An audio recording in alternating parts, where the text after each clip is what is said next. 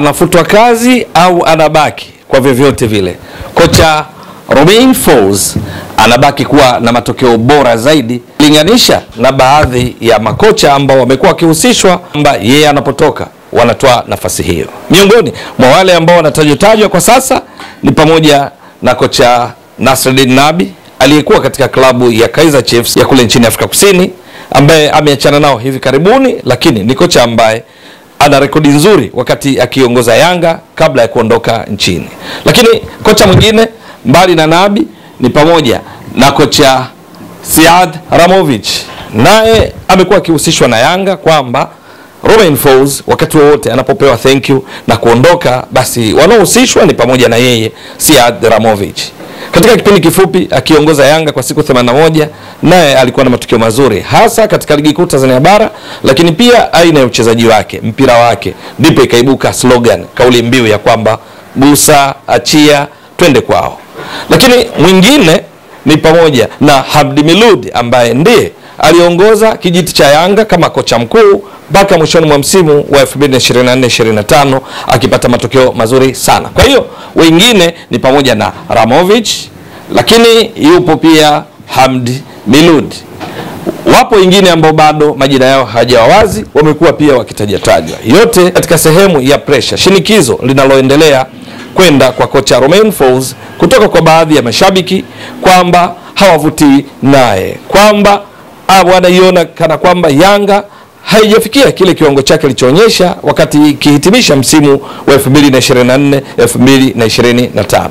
Lakini ukizama ndani zaidi kuangalia juu ya kile kilichofanyika uwanjani, hakika huyu Romain Folz bado anaonekana kana kwamba ana matokeo bora sana. Kwa lugha nyingine, kama kutimuliwa kwake, kuondoshwa kwake, basi kutakuwa kuna uhusiana na labda mahusiano yake mabovu na wachezaji wake, ama mahusiano mabovu na uongozi wake, ama na wadau wa Yanga. Lakini kwa maana ya eneo la kuchezea, kwa muda mfupi aliokuwa na Yanga, kwa mechi 2 tu zilizochezwa katika ligi kuu na 2 za ligi ya mabingwa barani Afrika, naona kuwa kwa uwanjani ni ngumu kujenga hoja za kumuondoa Romain Folz na kisha ukaeleweka vizuri.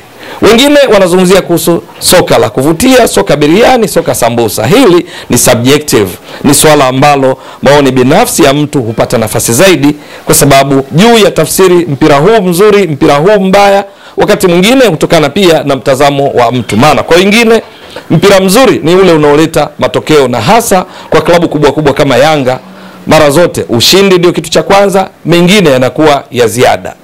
Kwa kukumbushia tu kabla ya kuangalia mmoja baada ya mwingine, hawa watatu wanaotajwa miongoni mwa wale ambao wameshawahi kupita Yanga na kuwa na rekodi nzuri wakiwa ndani ya Yanga, waliko au walikotoka, mwenendo wao haushawishi kwamba ni sehemu ya sababu za kurejeshwa Yanga kama kweli hilo litatokea. Labda ni kwa sababu tu ya kutumia rekodi zao wakati wakifundisha Yanga, ambazo kiukweli zilikuwa na mambo mengi ya kuvutia. Huyu Romain Folz ambaye hivi sasa mjadala umeendelea kuwepo kwa baadhi ya mashabiki, hasa baada ya mechi dhidi ya Mbeya City iliyoisha kwa suluhu ya bila, lakini mechi nyingine ikiwa ile dhidi ya Wydad ambayo kwa matokeo ya jumla Yanga ilishinda 5-0 na kwenda katika raundi inayofuata. Lakini baadhi ya mashabiki wamekaririwa wakisema kwamba licha ya Yanga kushinda, lakini haichezi mpira mzuri. Iko hivi, Romain Folz mpaka sasa mechi alizoiongoza Yanga zipo 10 games. Katika mechi hizi 10, 5 ni rasmi, 5 ni za kirafiki. Kwenye mechi hizi 10 ameshinda 9, ametoa sare 1, hajapoteza mchezo wowote, 0 loss. Ndio, kwa lugha nyingine, kama ni performance tunasema 93%, kwa sababu kati ya mechi 10 kushinda 9 halafu natoa sare 1, maana yake ukiziweka katika point, mechi moja ukishinda ni point 3. Mechi 10 imetarajiwa maximum performance iwe ni pointi 30. Yeye amepata pointi 28, maana 9 ameshinda, sare 1, jumla pointi 28. 28 katika pointi 30 ndio tunasema performance, ufanisi ni around 93%. Huyu ni Romain Folz aliyepo sasa ndani ya Yanga, ambapo katika mechi hizi 10, 5 zilizo rasmi ameshinda 4, kwa maana ya 80% ya mechi zote rasmi ameshinda, halafu ametoa sare 1. Ameshinda 4, sare 1. Hii sare ndio ile ya bila dhidi ya Mbeya City. Lakini Hizi 4 alizoshinda ni zipi? Mechi mbili za ligi, mechi mojawapo ya ligi kuu ile ya ufunguzi kwao waliocheza dhidi ya Pamba Jiji na kushinda 3-0. Halafu mechi nyingine rasmi ni Ngao ya Jamii waliocheza dhidi ya Wekundu wa Msimbazi Simba, watani wa jadi, na kushinda 1-0. Na mechi nyingine ni zile mbili walizocheza dhidi ya Wiliete away kule Angola ugenini wakishinda 3-0. Halafu ya marudiano jijini Dar es Salaam kwa Mkapa wakishinda 2-0. Ndio maana unapata timu mechi 4 za kushinda. Suluhu au sare ni ile waliotoa dhidi ya Mbeya City.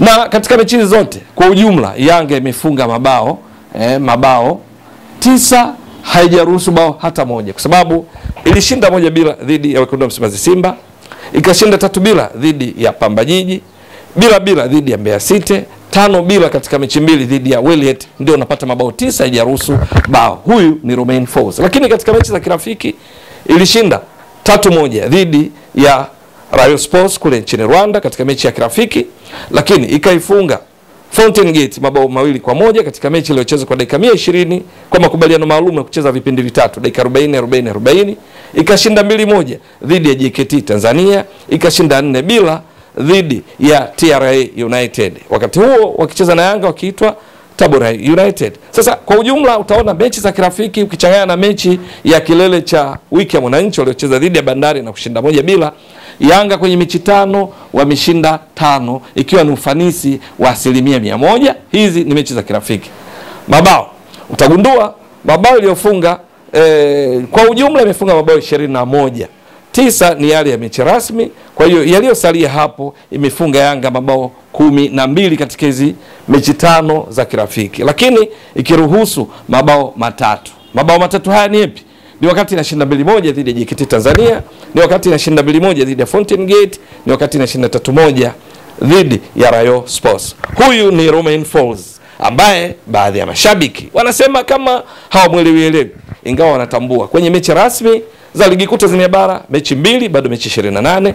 Ligi ya mabingwa barani Afrika ndio kwanza raundi ya awali kwa nia kufuzu hatua ya makundi, wameshinda zote, wanakwenda kucheza raundi inayofuata kabla kwa nia kufuzu hatua ya makundi kwa kucheza dhidi ya Silver Strikers ya Malawi. Sasa kati ya wale wanaotajwa yupo Nasreddine Nabi. Nabi inafahamika wakati akiongoza Yanga kuna kipindi aliomba apewe walau miezi 3 ili aendelee kuifanya Yanga iwe bora, maana tayari kulikuwa kumeibuka maneno msimu wa 2021-22.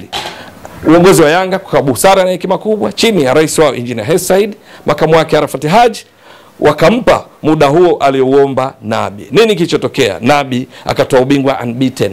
Mechi 30 alishinda 22, sare 8, akafunga mabao 49, karuhusu mabao 8 kwa msimu mzima. Akaenda mpaka finali ya kombe la shirikisho barani Afrika dhidi ya USM Alger, walifungwa 2-1 kwa Mkapa, wakashinda 1-0 kule Algeria, na hivyo ubingwa waliukosa kwa faida bao la ugenini walioipata USM Alger kwa kushinda 2-1 kwa Mkapa. Lakini akatoa ubingwa mule 2021-22, ubingwa ligi kuu Tanzania bara aliutwaa, 22-23 alitwaa, lakini kombe la shirikisho la benki ya CRDB akatwaa mara 2 mfululizo, Yanga ikiongozwa na yeye Nabi. Alipoondoka akaja Miguel Gamondi ambaye hivi sasa yupo Singida Black Stars, naye alitwaa ubingwa wa ligi kuu Tanzania bara, lakini vile vile akatoa kombe la shirikisho la benki ya CRDB na akaipeleka Yanga mpaka robo finali ligi ya mabingwa barani Afrika.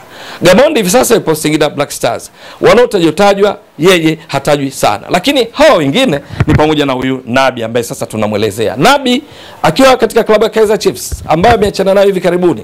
Kwenye ligi kuu ya Afrika Kusini zilichezwa mechi 28 msimu wa 2024-2025. Sasa kwenye mechi 28 kushinda mechi 8, sare 8 kama alivyoshinda, halafu vipigo 12.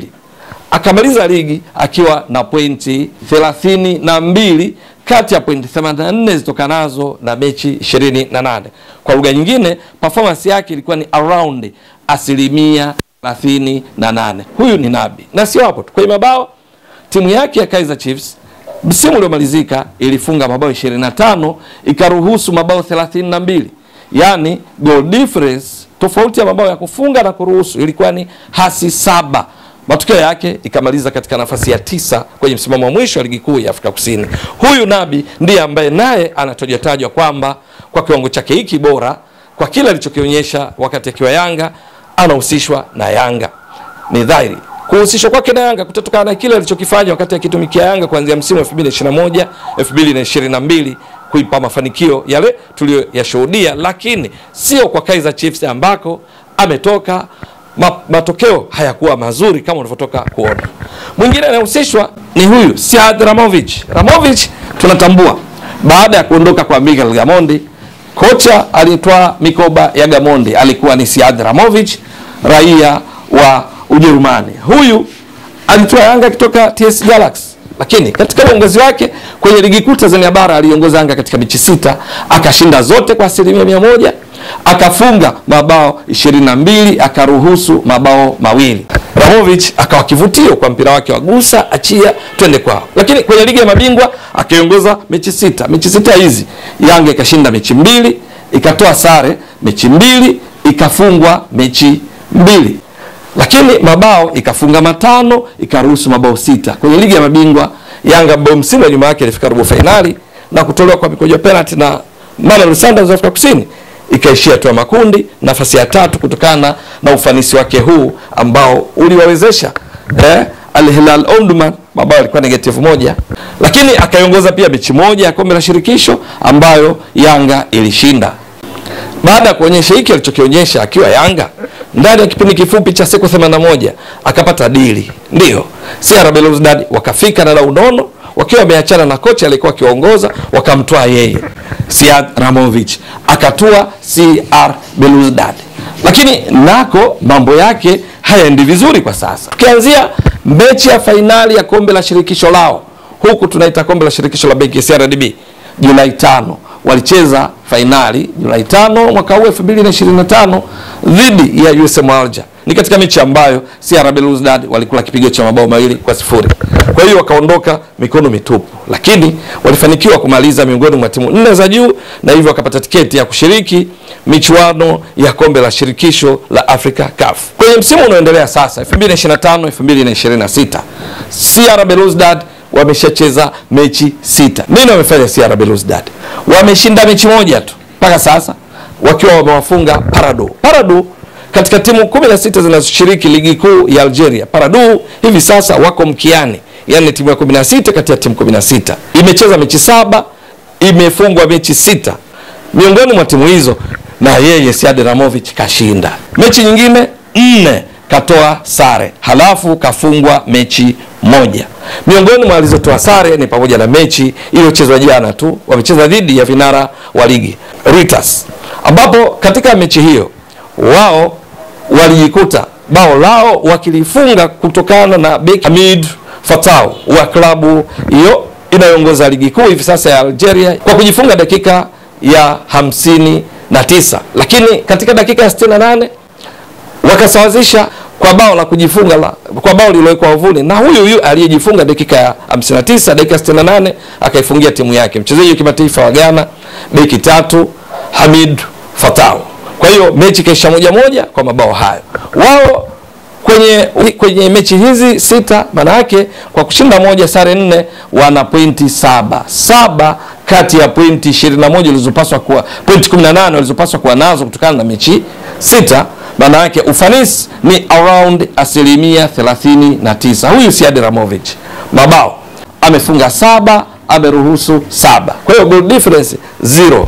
Wana kiwango kibaya. Matokeo yake kwenye msimamo wa ligi kuu ya Algeria wako katika nafasi ya 10 hivi sasa, huyu Sead Ramovic. Na katika mechi ambayo wametoka 1-1 jana dhidi ya vinara wa ligi, tunazungumzia hapa klabu ya Reuters, wao walimiliki mpira zaidi kwa maana ya kumiliki kwa 56% dhidi ya 44% za wenyeji hawa Reuters. Lakini kumiliki kwa mpira hakukuwasaidia kupiga mashuti mengi ya kulenga shabaha, kwa sababu mpaka mwisho wa mchezo kila timu ilipiga mashuti 6. Wao katika mashuti yao 6, moja lilenga shabaha, lakini wenyeji walipiga mashuti 6, mawili yalenga shabaha, mechi ikaisha 1-1. Kwa hiyo ile gusa achia twende kwao inaelekea bado haija click katika timu yake CR Belouizdad, kwa sababu ndio wao waliomiliki zaidi mpira, lakini mwisho wa siku mashuti waliopiga ni sawa na wale ambao hawakumiliki mpira. Kwa hiyo walikuwa wanamiliki mpira katika namna ambayo sio ya direct aliyozoeleka ya kwenda kwa kufanya majaribio ya kufunga. Kila mmoja akapiga mashuti 6, wao ndio wamepigiwa mashuti mengi zaidi, mawili dhidi ya lao moja, na bao lao likatokana na wao kujifunga kama nilivyotoka kueleza. Lakini kwenye mabao 7 waliofunga, mawili yamekuwa juu ya penalty waliopata katika mechi dhidi ya CSKA Constantine iliyoisha kwa sare ya 2-2. Huyu ni Sead Ramovic, performance 39%. Kumbuka Romain Folz kwa mechi alizonazo ndani ya Yanga tangu atue, ukichanganya kirafiki na rasmi, ni performance 93%. Ukichukua tu za ligi kuu mechi 5, ushindi ni 80%. Lakini hiyo nyingine moja hakufungwa bali alitoa sare. Kwa hiyo performance yake ni zaidi ya 80% mpaka sasa, kwa maana mechi rasmi zile za ligi kuu 2 na ligi ya mabingwa 2. Lakini mwingine hapa ni Hamdi Miloud.